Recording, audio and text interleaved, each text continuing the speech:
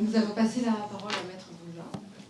Voilà, Maître Bouza, donc une personnalité qui, dès le début de la crise Covid, s'est positionnée contre les mesures sanitaires et les restrictions libertaires. Il est devenu une figure principale de la contestation en dénonçant la dictature sanitaire. Et à ses côtés, il a créé Normalement, ce sont les hommes qui donnent l'association Réaction 19. Merci. Merci. Alors. Vous allez donc nous faire une synthèse de l'état de droit. Donc, peut-être allons-nous avoir quelques informations sur le devenir peut-être du statut du suspendu. Et puis, pouvons-nous encore aujourd'hui nous battre contre cette obligation nationale? Ah, j'allais prendre notre micro. Écoutez, j'ai une tâche qui n'est pas simple, parce que je crois que le titre, c'est « Réintégrons les intégrés ». Donc, les intègres. Ah non, mais vous savez, c'était un peu ironique. Vous êtes intégrés dans le monde des complotistes, peut-être. Attention, qu'avec la Mivilude, maintenant, ceux qui osent contester, effectivement, la doxa de l'État devient immédiatement des complotistes. Complotistes qui est une phase intermédiaire entre le passage d'un État normal à un État sectaire. Sommes-nous une secte ici qui se réunit aujourd'hui, peut-être comme une religion qui a réussi? Quand ce que j'ai entendu est un constat, je crois que nous connaissons, les présidents apportés aussi par le chirurgien sont clairs. On pourrait dire, il n'y a rien à dire. Il faudrait que tous les gens soient immédiatement réintégrés. Mais cela n'arrive pas. Alors, on a terminé, et je vais faire le lien entre le passage logique, quand on est face à autant d'illégalité, il faut aller devant les juges. Mais beaucoup y ont déjà été. Je ne vais pas vous faire un catalogue de toutes les décisions qui ont déjà été rendues, qui font quasiment un coup de balai total à tous ceux qui étaient énoncés par le médecin sur ma gauche.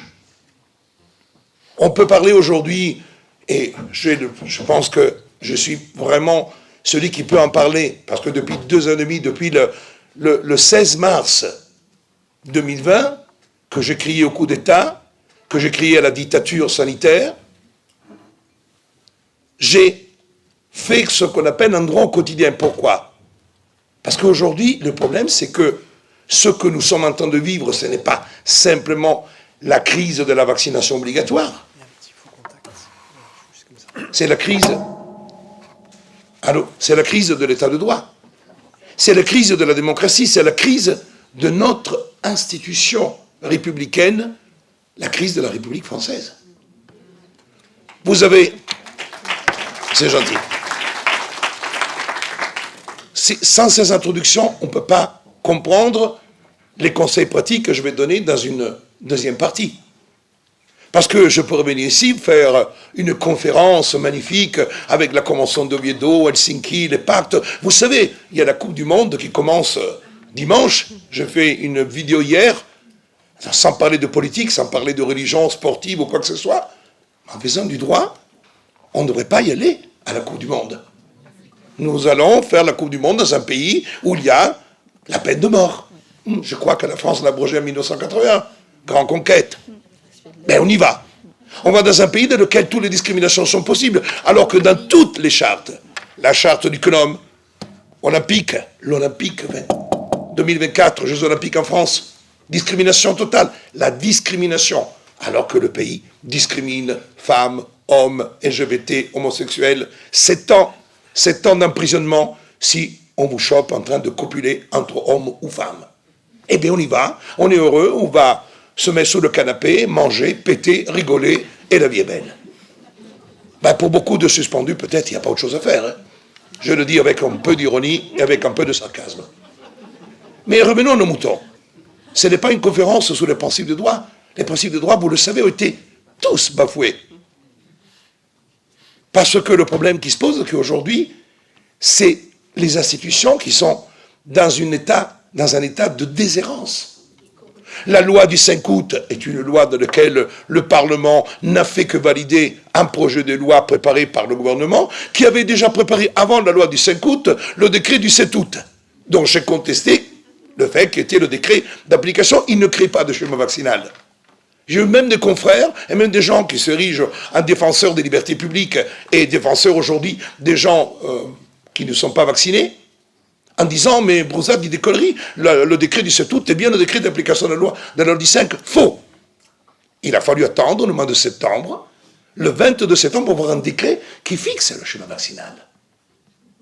On n'a pas plaidé cela. Je rappelle que Réaction 19 n'est pas une sauce qui a été créée pour défendre les soignants, les pompiers, est une association qui a pour finalité de tenter de faire du droit, mais pas de faire que des procédures. Les procédures, c'est une composante.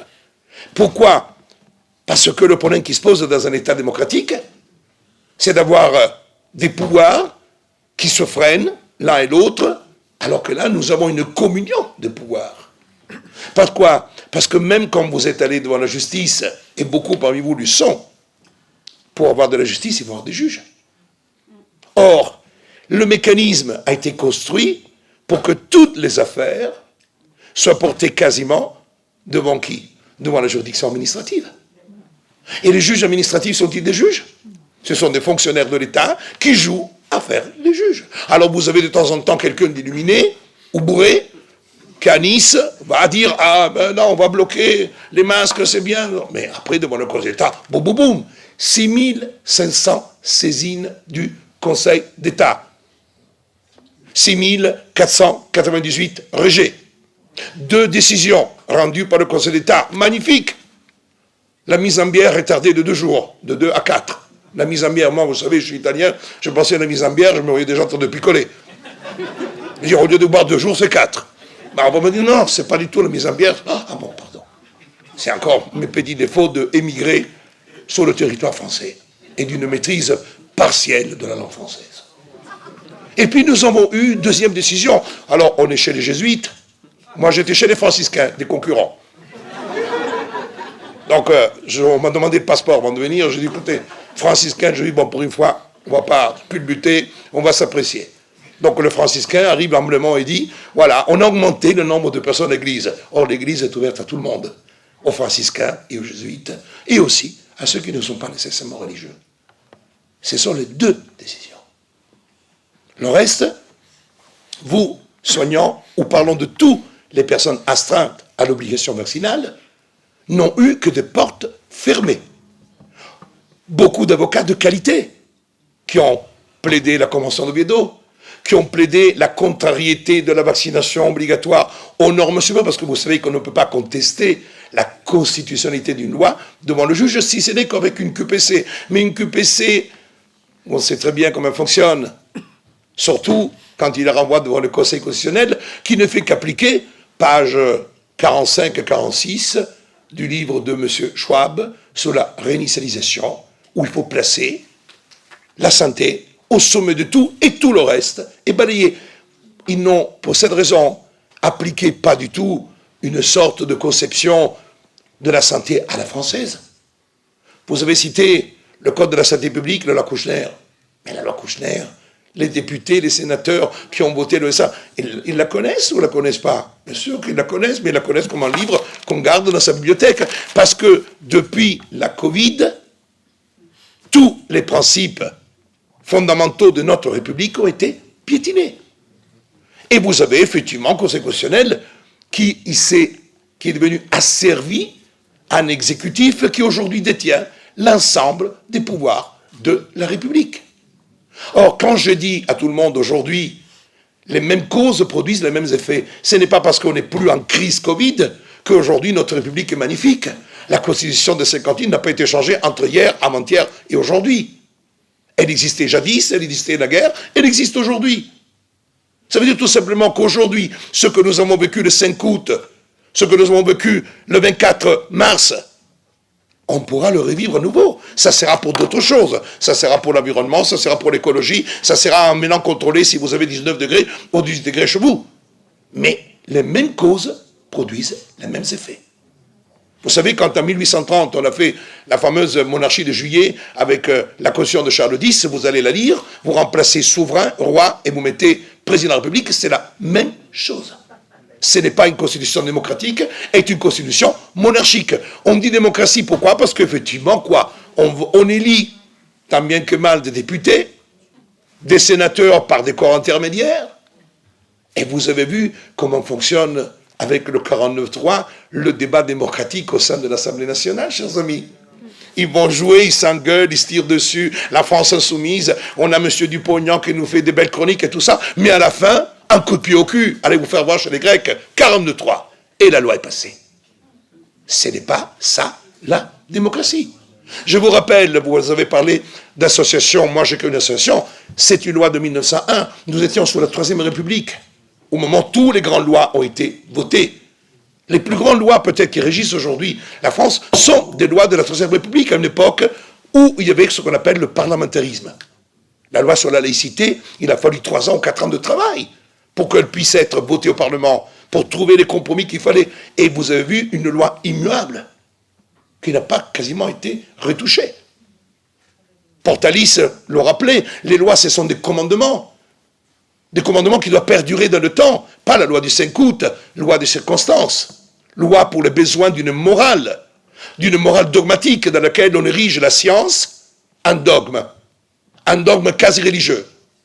Tu crois à la vaccination, tu es bon. Tu ne crois pas, tu es un mauvais.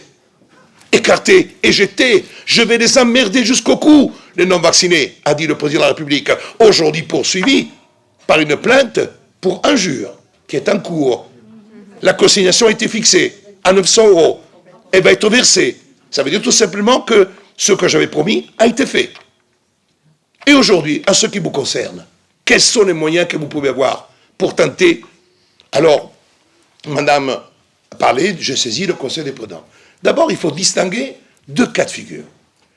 Tous ceux qui opèrent dans le secteur public et ceux qui opèrent dans le secteur privé. Parce que, ubi lex non distingue debemus, mais où la loi distingue, il faut distinguer. La loi du 5 août, dans les articles 12 et suivants, fait une distinction et le régime juridique n'est pas exactement le même. Il n'est pas exactement le même, je prends un exemple, sur la suspension. La suspension, pour quelqu'un qui opère dans le secteur privé, doit faire l'objet d'une lettre motivée. Dans la lettre, il faut que la personne soit suspendue et qu'on énonce les moyens pour qu'elle puisse, le cas échéant, se mettre en règle. Vous pouvez constater, et je l'ai constaté quand j'ai checké plusieurs dossiers, que les lettres ne faisaient pas état de modalité. C'est une violation de la loi de l'article 12, de l'article 14. Vous avez ensuite une citation qui est très importante, mais qui, pour moi, n'a pas été bien exprimée. Ce n'est pas vrai que le médecin qui doit piquer par obligation vaccinale est exonéré de toute responsabilité. Pas du tout. L'ONIAM est la création d'un fonds qui permet, le cas échéant, d'indemniser en cas d'effet secondaire, dans une procédure qui est assez simple, qui est fondée sur une déclaration, l'examen d'un dossier, etc. Mais le médecin a une responsabilité. Pourquoi? Et ça, beaucoup d'avocats ne le savent pas. Il y a une jurisprudence de mon année de naissance, de 1961. Je peux vous donner même la date exacte parce que c'est une jurisprudence qui est très importante. C'est une jurisprudence que vous pouvez, si vous avez vos avocats, vous pouvez la rappeler, je vous la donnerai après, la date exacte. Ça veut dire quoi? Que même en cas de vaccination obligatoire, il faut qu'il y ait prescription. Vous n'allez pas en disant, bonjour, faites-moi, je veux me faire vacciner, obligatoire, piquez-moi de tous les côtés. Non, pas du tout. Il faut une prescription, c'est-à-dire que c'est le médecin du travail ou un médecin du cours qui va prescrire l'injection pour que vous puissiez respecter l'obligation vaccinale. Or, le refus à l'obligation vaccinale doit être prouvé par écrit. Jurisprudence de la Cour de cassation, chers amis. Pourquoi? Parce qu'en réalité, la personne qui va refuser doit établir qu'elle a été dûment informée des tenants et des aboutissants de la vaccination, mais aussi du produit. En réalité, vous regardez, si vous analysez bien sur le plan juridique, vous comprenez qu'il y a un renversement de la charge de la preuve, mais qui est très intéressant. Pourquoi? Parce que si le médecin qui vous dit, voilà, moi je me présente, je dis bonjour, je veux me faire vacciner. comme je l'avais conseillé le 14 septembre, à beaucoup qui l'ont fait. Ils sont allés dans le centre de vaccination et ils ont dit, moi je veux faire vacciner, mais donnez-moi toutes les informations. J'avais exploité cette jurisprudence de 1961. Écrivez-moi que vous m'avez... donnez-moi, est-ce que j'ai risque quelque chose, tout ça, le produit que vous m'en jetez, c'est quoi le produit? Alors c'était un moment de rire, parce que vous n'arrêtez pas tous de parler de Pfizer. Là, on a négocié, Madame von der Leyen, jawohl, nous a négocié 3/4 des 71 milliards. Comment vous ne connaissez pas Pfizer? Ah, bah, attendez que j'appelle la responsable du centre. La responsable du centre dit, étape, ah ben non, nous on vaccine que du Pfizer. Nous, le BioNTech, je ne connais pas, mais le BioNTech, c'est celui qui a reçu la MM conditionnelle par l'Union européenne et qui est utilisé pour vacciner. Ah ben non, ça on ne le connaît pas. Alors, ça s'appelle du droit au quotidien, chers amis. Les dossiers se gagnent dans le détail pervers. Ce n'est pas les grands principes. Vous n'avez pas besoin de moi, vous tapez sur l'ordinateur, vous verrez toute la liste des décisions rendues qui ont rejeté tous les arguments. La seule décision, que ce soit en privé ou en public, c'est que la suspension en arrêt maladie n'est pas valable, c'est l'arrêt maladie qui prime. Ça, vous le savez. Pas besoin de... Même la fille qui était invitée à TPMP après le passage du député a eu le temps de s'exprimer parce qu'on avait un Hanouna très peineux, gentil. Il a laissé parler. Et ces filles qui avaient été pendant des mois et des mois pas suspendues, n'étaient suspendues que depuis le 7 novembre parce qu'elle était sortie de l'arrêt maladie. Pour moi, ce n'était pas le cas le plus intéressant à voir sur TPMP. Il aurait fallu des personnes comme vous, suspendues depuis des mois et des mois, pour faire bien comprendre le désarroi. Mais aujourd'hui, le désarroi, on le connaît, nous-mêmes, on a aidé pour les paniers. C'est pas ça qui va porter les solutions. Il vous faut une approche pratique. L'approche pratique est quoi? 1. Vous devez vous présenter. Ne restez pas à la maison. Pour celles et ceux qui veulent bosser, vous devez vous présenter et dire « Bonjour, je veux travailler, je veux me faire vacciner. » Je me présente et je vais faire vacciner, mais c'est le secteur privé, l'employeur qui doit vous donner les modalités. Quelles sont les modalités? L'employeur doit vous dire, tu dois te faire vacciner, tu vas à la médecine du travail pour la prescription. J'y vais et je demande effectivement la prescription. Mais la prescription, ça veut dire avoir toutes les informations, parce que ce que vous avez cité, docteur, ça concerne la vaccination consensuelle.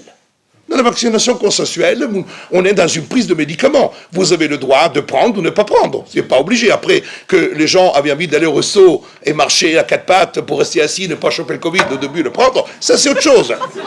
Parce que c'est bon de faire les cons comme ça dans les restos. Moi j'ai rentré à quatre pattes, comme ça.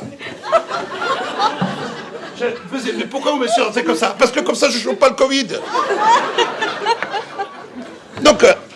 quand on vit ça, mais il faut, parce qu'on est tellement ridicule. Vous savez, la Covid choisit les rayons des supermarchés.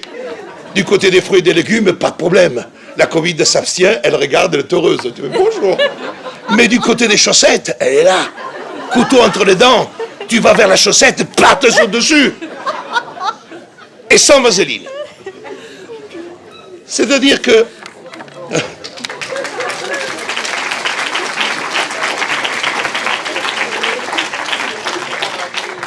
Revenons aux choses sérieuses. Je vais voir le médecin. Et c'est là qu'effectivement, je lui dis, donnez-moi toutes les informations pour que vous puissiez mettre en œuvre la vaccination obligatoire. Et parmi, vous lui demandez de garantir que le produit qui vous injecte est un produit, ou qui va être injecté, parce que lui, il va faire la prescription, et après vous allez dans un centre de vaccination. Ce n'est pas le centre. Je le répète, c'est le médecin qui va vous prescrire le vaccin qui doit. Et le refus doit être écrit. Si effectivement, lui, d'abord, il vous donne tous les infos et il signe qu'il vous a donné l'ensemble des informations pour que vous puissiez effectivement, en bonne et due forme, répondre à l'application de la jurisprudence qui avait été prise en application des vaccinations obligatoires concernant les enfants. Je ne vous parle même pas de la Covid. Une jurisprudence, comme on dit, bien établie. Il est de droit pour avoir été jugé. Mais aujourd'hui, la problématique la plus grave, c'est que le schéma vaccinal est une déshérence. Alors, je ne veux pas vous citer le décret du 30 juillet, qui est celui qui s'applique aujourd'hui, qui effectivement rappelle que pour avoir un schéma vaccinal complet, il faut se faire piquer par un vaccin qu'on appelle ARN messager. On dit avec une autorisation de mise sur le marché. Mais déjà, sur le plan de la légalité des termes, on n'en est pas du tout là. Parce que je vous rappelle que vous avez aujourd'hui un seul BioNTech qui a reçu une AMM, parce que l'AMM conditionnelle et l'AMM, c'est deux régimes juridiques totalement différents. Les fondements réglementaires ne sont pas les mêmes. Il y a un règlement et un autre règlement qui régit l'AMM conditionnelle et l'AMM définitive. Quand on parle de AMM, on ne parle pas d'un sous-ensemble quand on dit AMM conditionnelle. Ce sont deux types, comme il était dit justement, de autorisations différentes. Une qu'on peut appeler provisoire, d'une durée d'1 an, qui peut être renouvelée après avoir déposé un rapport, qui puisse effectivement faire état de la validité de la mise en œuvre de ce processus d'urgence, ce qui n'a pas été fait. Mais vous savez, on n'est pas à une violation près au niveau de l'Union européenne, parce que le mécanisme a été construit de manière tordue, parce que le Conseil d'État, que beaucoup de soignants ont saisi en soulevant, parce que vous parlez de quelque chose, vous parlez de mot vaccin. Mais le mot vaccin est déjà un mot que vous devriez bannir de votre langage.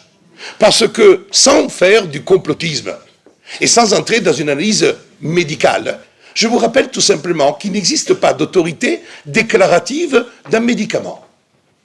Beaucoup de médecins ne le savent pas.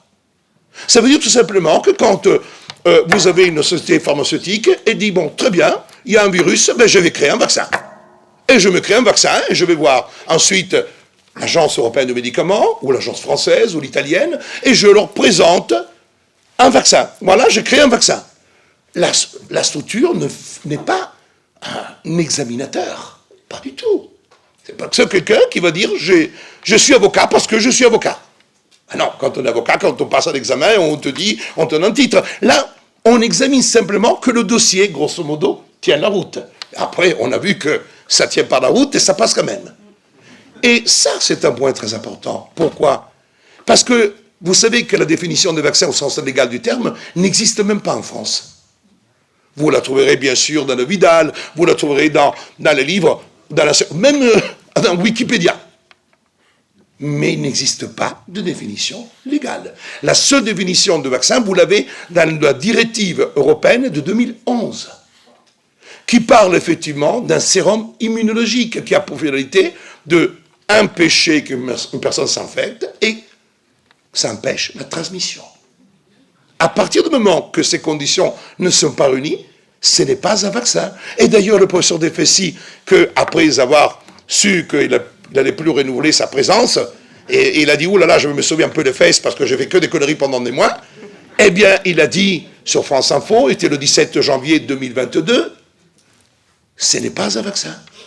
Ce n'est pas un médicament, je ne devrais pas le dire. Je suis professeur de médecine. Mais il a dit la vérité.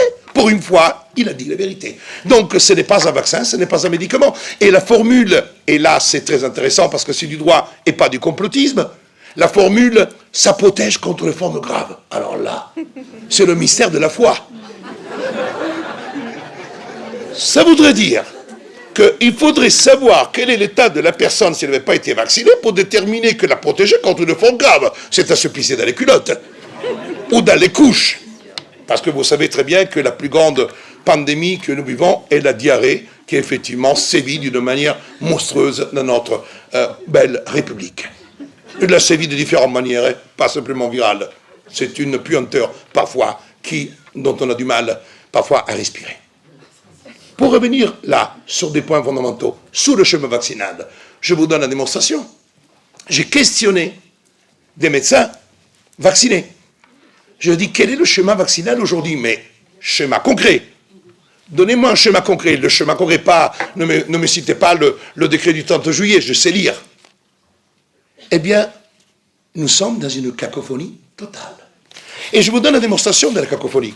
Vous prenez la DGS urgent. Alors j'adore parce que là je retrouve mon grand pote, le croque-mort, Salomon. Oui, excusez-moi, je ne vois pas d'autre chose, c'est toujours lui qui signe. Hein. Jérôme Salomon, il est toujours là. Eh bien, quand vous prenez la DGS du 28 septembre, je vous dis, vous êtes du monde de la santé, c'est la 2022 péditrée 79. Et là, je peux vous dire autre chose, je vous donne le conseil de rester, pour modaliser d'être assis. Et pour les personnes qui ont effectivement des problèmes de prostate, de courir vite, de pisser, parce que c'est terrible. Mais elle est édifiante. Pourquoi? Parce que je vous rappelle tout simplement que le schéma vaccinal, le 30 juillet, a été construit dans le prolongement de celui qui avait été fait le 27 septembre 2021, après la loi du 5 août, qui ne visait que les vaccins pour ce qu'on appelait la souche de Wuhan, ou la souche Delta. Et ensuite, nous avons eu les fameux variants. BA2, BA4, BA5, Placopla, etc. Et là, aujourd'hui, c'est acquis, les vaccins première génération pour la souche de Wuhan n'ont aucune valeur pour la souche Omicron, BA4, BA5. Avec le fameux, maintenant, vaccin bivalent fait par BioNTech, Pfizer, qui, et là c'est un point très important, sont approuvés par l'Agence européenne du médicament, mais qui ne sont pas recommandés par l'OMS. Ça, c'est un point très important. Or, pourquoi je vous dis cela? Parce que le décret du 30 juillet renvoie aux ARN messagers, mais il renvoie un point B, ou éventuellement les vaccins recommandés ou entérinés par l'OMS. Et aujourd'hui, un schéma vaccinal se fait sur la base de quel vaccin? Vous avez le droit, à tout moment, de recommencer. Vous savez, un suspendu, vous avez le droit, demain matin, lundi matin, tout ce qui est ici, aller voir, bonjour, je veux travailler, je veux me faire vacciner. Je mets au défi quiconque, vous pouvez demander, je demande au médecin, aucune personne n'a su me répondre au sens médical du terme. C'est pour cette raison que je vous parle de la prescription. Parce que, pour que je puisse me faire piquer, il faut parfois, vous savez, le droit est tordu, il faut renverser les choses. C'est ce que je fais faire à une dame qui s'est présentée à la clinique, je dis, bonjour, je veux me faire vacciner. Quoi? Bah oui. Toi, vacciné? Oui. Je veux être vacciné. Et le problème qui se posait, c'est qu'il y a eu une panique totale. Mais je ne plaisante pas. Une panique totale avec l'appel de l'avocat, l'appel de médecin, au point qu'on a dit de dégager. Parole d'honneur. Notification de prise d'acte de leur rupture. Et aujourd'hui, elle va commencer à toucher ses indemnités de chômage à partir du 1er décembre. Voilà.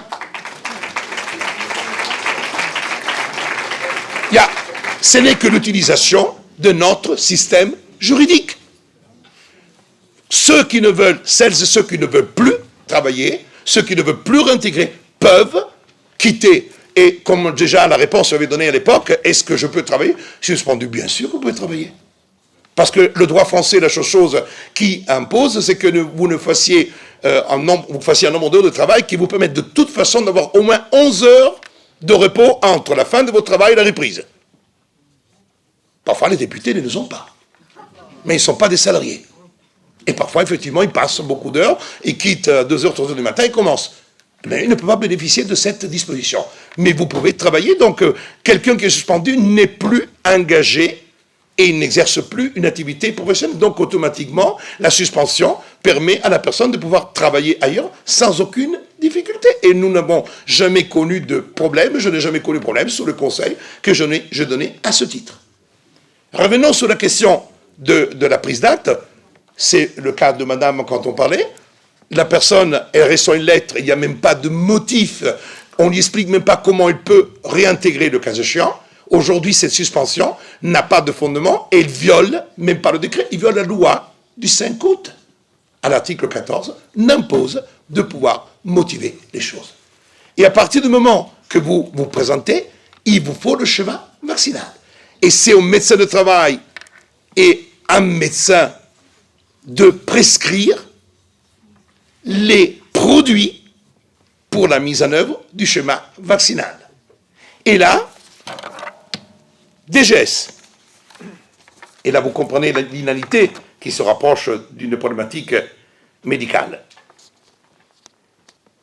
Commande en ville des vaccins contre la Covid-19.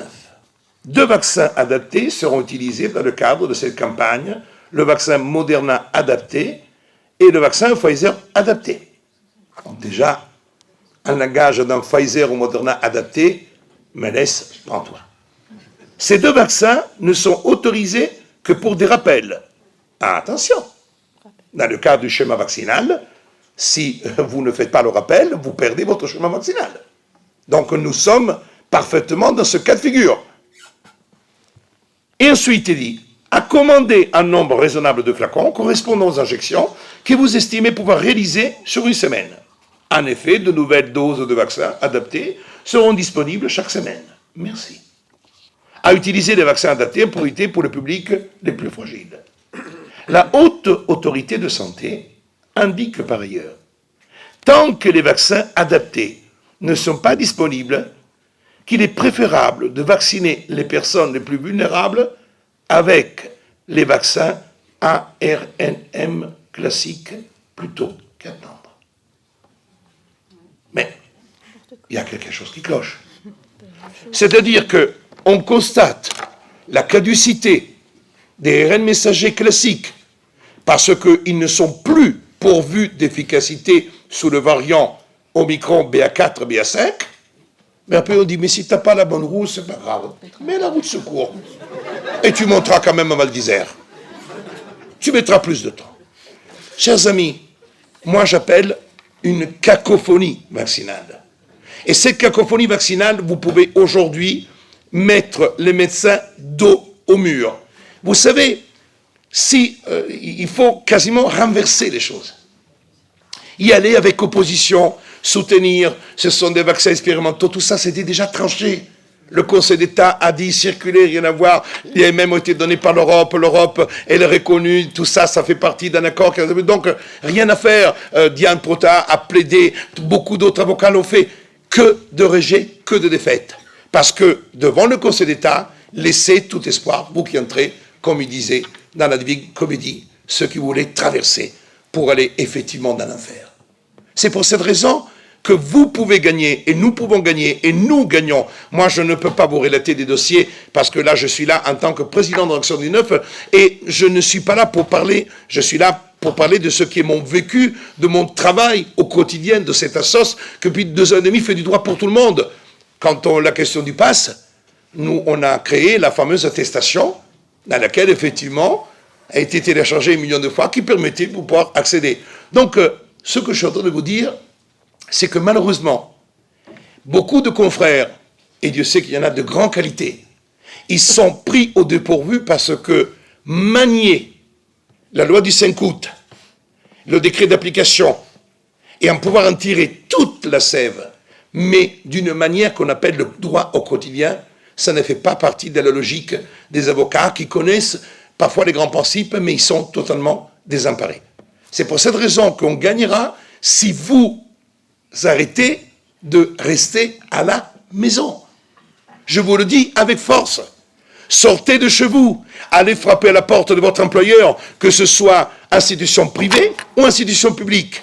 Dites-leur, je veux retravailler, je veux me faire vacciner, donnez-moi les modalités pour que je puisse le faire.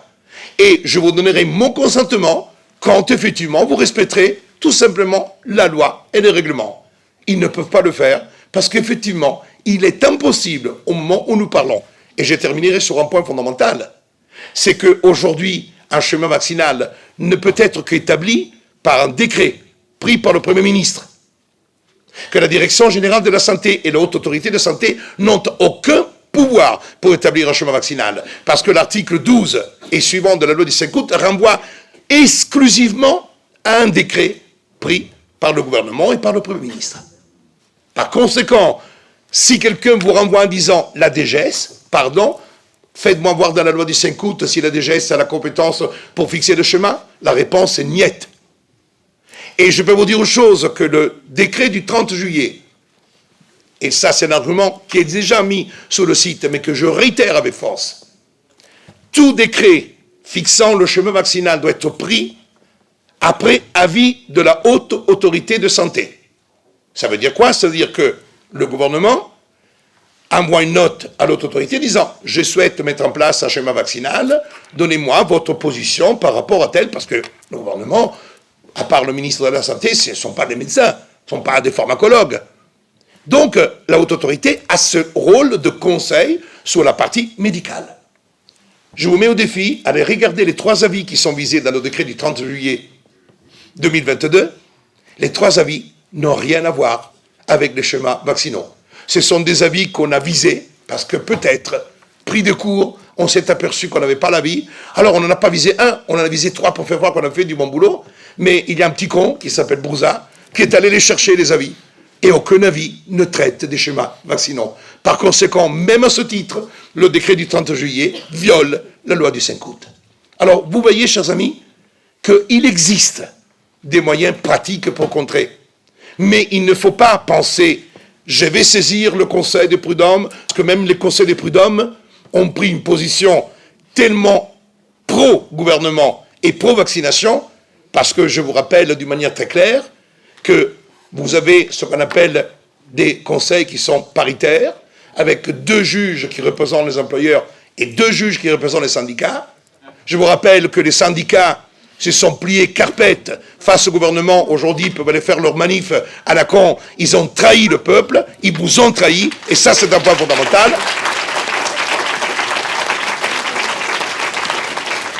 Et en ce qui concerne les employeurs, vous savez très bien que l'allégeance qui est donnée par le patronat, parce que nous avons un président roi qui s'appelle M. Emmanuel Macron et qui les tient tous par les coucougnettes. Et j'ai terminé. Le Parlement européen a reconnu que la transmission n'avait pas été testée, mais comme était dit, on avait déjà ça dans le rapport. Mais tout ceci, aujourd'hui, ce sont des arguments corollaires, peut-être qui affaiblissent. Mais aujourd'hui, la France est le dernier bastion. Je vous rappelle qu'en Italie, Mme Meloni, Giorgia Meloni, a pris un décret qui a réduit, elle n'a pas abrogé l'obligation vaccinale. Elle a réduit le délai parce que l'obligation vaccinale s'achevait le 31 décembre. Et même les journalistes répètent des choses que l'AFP écrit comme des cons. Alors qu'elle a réduit, elle a mis la fin de l'obligation vaccinale au 31 octobre pour que le 1er novembre, les personnels soignants puissent réintégrer. La réintégration se passe bien. Il y a beaucoup de gens qui remercient. Voilà. Et ça, c'est important. Je voudrais rappeler aussi... Excusez-moi de vous interrompre, parce qu'on lit que finalement, ça c'est la déclaration de principe, mais que les directeurs hospitaliers, en fonction des régions, finalement s'opposent concrètement à l'application de cette loi, je ne sais pas si c'est une loi, un décret, etc. Un décret-loi. En imposant un signe distinctif, un truc comme ça. Je vous donne une réponse immédiate, claire. Il y a une région qui s'appelle la région Lombardia et la délibération a été attaquée et n'impose pas. Il demande simplement que les personnes de santé dans la région Lombardie ne soient pas en contact avec les malades, mais qui est totalement illégale et elle est attaquée. Toutes les autres régions, il y a réintégration, il y a même des vidéos qui sont faites par les gens, des médecins, des soignants qui n'étaient pas vaccinés, qui déclarent effectivement. Il est clair qu'aujourd'hui, tu n'auras pas 100% de gens qui vont rembourser, mais chers amis, ce qui compte aujourd'hui, c'est le message qui a été livré. Parce que la combinaison Macron-Draghi est une combinaison qui était un noyau dur au niveau de la politique européenne. Je vous rappelle tout simplement que le 7 avril 2022, l'Allemagne, à la suite des courriers adressés par les juges aux procureurs, aux députés, ont rejeté l'obligation vaccinale. Le Bundestag ne l'a pas voté. Qu'aujourd'hui, l'État de l'Alberta a retiré l'obligation vaccinale, l'État du Québec a enlevé l'obligation vaccinale, qu'aujourd'hui, le seul et dernier bastion, et les informations que j'ai au niveau du ministère, parce qu'au niveau de Réaction Dynamique, nous avons des gens qui sont en lien avec le ministère, ce n'est qu'une question de principe. On n'est plus du tout dans une problématique. Mais pourquoi? Parce que M. Macron reste quand même un bastion extrêmement avancé du mécanisme de la gouvernance. Et ça, c'est pas du complotisme. Parce que lisez les livres de Schwab. Prenez page 45 et 46 de la réinitiation. Le quoi qu'il en coûte n'est pas une création de notre ministre de l'économie, qui était déjà ministre avant. C'est le principe édité par Forum de Davos, qui a dit la santé est prioritaire, il faut sauver chaque vie, et comme ça, on bloque tout d'un coup, on arrête tout, et l'économie partira d'une manière merveilleuse. C'est écrit noir sur blanc. Je vous rappelle, le livre La Grande Réinitiation est écrit par Schwab et Mailleret, le français. C'est un livre qui a été écrit en juin 2020, mais qui avait été déjà rédigé bien avant. Et on puise dans ce type de penser. Moi, personnellement, je ne suis pas quelqu'un qui crachait sur Davos, etc. On peut se réunir entre chefs d'entreprise, ce qu'on veut. Ce qui m'intéresse, c'est la démocratie et de garder l'esprit démocratique dans le pays. Que le Parlement soit un Parlement, qu'un exécutif fasse l'exécutif, et que la justice rende la justice. Et qu'aujourd'hui, le problème que vous avez aussi, et qui est un problème déterminant, c'est qu'aujourd'hui, quand on parle d'accès à l'information, ça veut dire aussi qu'aujourd'hui, vous avez un pouvoir qui est le 4e pouvoir, qui n'est pas régi dans le système démocratique, qui est laissé en déshérence, alors que Montesquieu, s'il avait écrit l'esprit des lois, il aurait parlé d'exécutif, de judiciaire, de législatif et de médiatique. Et aujourd'hui, effectivement, vous n'avez aucune possibilité d'accéder, mis à part touche pas mon poste, mais dont on connaît aujourd'hui tous les affres. J'ai répondu à votre question.